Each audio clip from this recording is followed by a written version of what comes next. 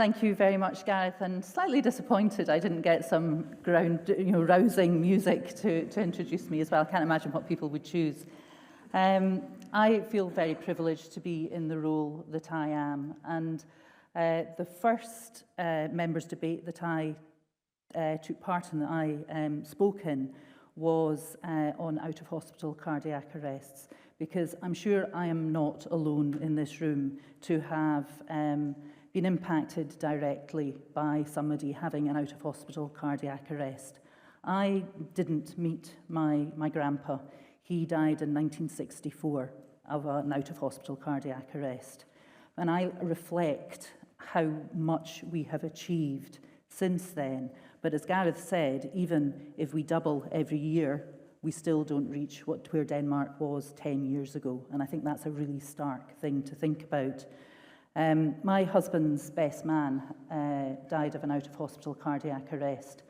We knew where the defibrillator was on the island, but we couldn't get to it. And that really has lived with me since that happened. And I know it has lived very powerfully and sadly with Carl's wife. Therefore, as a minister, for me to have this in my portfolio means a huge amount, which is why when I was invited by Gareth to this event that I felt I needed to come.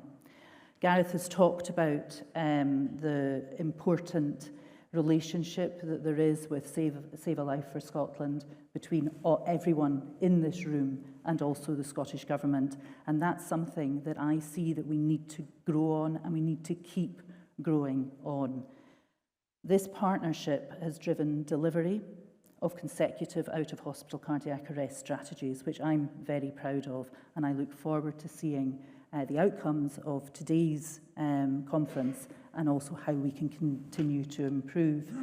A couple of weeks ago, I was very pleased to join James and Gareth and various others, maybe other people were in the room as well, about the RC UK's event in Parliament. And I was very struck by the number of personal stories I was told at that event. The impact isn't just simply the out-of-hospital cardiac arrest, it is the support that people get afterwards. And that's something that has really kind of been going round and round in my mind since that event. And I've been having conversations with some of my colleagues about how perhaps we can work forward with Save a Life for Scotland and also RC UK and everybody else that's involved in that, because I think that's incredibly important. And it's strange how things happen when you're a government minister, that one organisation drops a pebble and then a number of others also drop a similar pebble. So it's how can we pull these ripples together to move forward, to ensure that health and recovery in Scotland is as best as it can be. Now, I have the privilege of representing Scotland's most beautiful constituency, which is Argyll and Bute, and not simply because of the amazing scenery. If you've never visited, please do, our colleagues from the south of the border. It's not only because of the scenery, it's also because of the people. And when I was first elected, I had a visit to Mull. Now, for those of you that know Mull, it's got a population of about 3,000. But one of my constituents there had experienced in his family an out-of-hospital cardiac arrest. So they have been working incredibly hard to increase the number of defibrillators across the island and putting them close to where visitors are likely to be, so just in case there is that facility. And of course, they are registered on the circuit as well, which I have to say the ambulance service deserves a huge round of applause for creating and supporting communities to enable them to be listed so people do know where they are. I've also got a community as well called Cairn Do, and they, as a community, raised funds to ensure that there was an out-of-hospital cardiac arrest defibrillator on an important walkway. It was used, but because the community not only had got the defibrillator, they'd also had the training to use it, they knew what to do. And the patient, I'm pleased to say, was able to be taken, airlifted to hospital and survived, which is incredibly important. So I've gone completely off my speech, Gareth, and I'm sure I've got Ellen sitting there looking at me going, when's she going to talk about everything that the Scottish Government does? But Gareth talked about the PAD map and ensuring that we have defibrillators in the right place. And again, that's incredibly important. And we, as the Scottish Government, are very happy to be working with you all to ensure that that happens. There's also the Play Your Part campaign, which champions and supports the provision of CPR training for people living with a disability in Scotland. Now, I had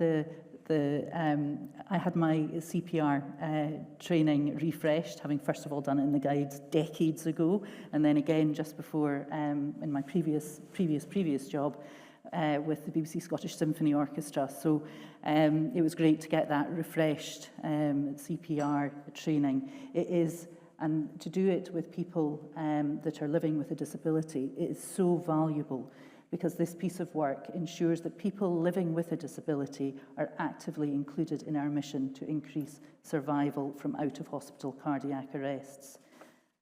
And I think, I touched on earlier the responses and the stories that I got 2 weeks ago in Parliament from the loved ones of survivors. And what came through so strongly in their testimonies was that cardiac survivors are a diverse group. So the same training or the same support isn't perfect for everyone that's had a cardiac arrest. And I know that looking at social issues, looking at deprivation, are incredibly important. And again, that's something that the Scottish Government will be working very closely with everyone here to ensure we get it right. We've also provided pilot funding for Chest, Heart and Stroke Scotland for an aftercare service. So then this service provides guidance and support for those who've delivered CPR or witnessed it. So thank you to Chest, Heart and Stroke Scotland for doing that. In summary, there are many, many achievements that have been made across Scotland, and there are many for us to reflect on, as Gareth highlighted in his opening words. Yet, as Gareth said, we've got a lot more that we can strive towards to achieve together. So I look very much forward, me and my team working with everyone here to strengthen the chain of survival, continue to increase survival from out-of-hospital cardiac arrests across Scotland, and ensure that those who experience a cardiac arrest have access to the appropriate support.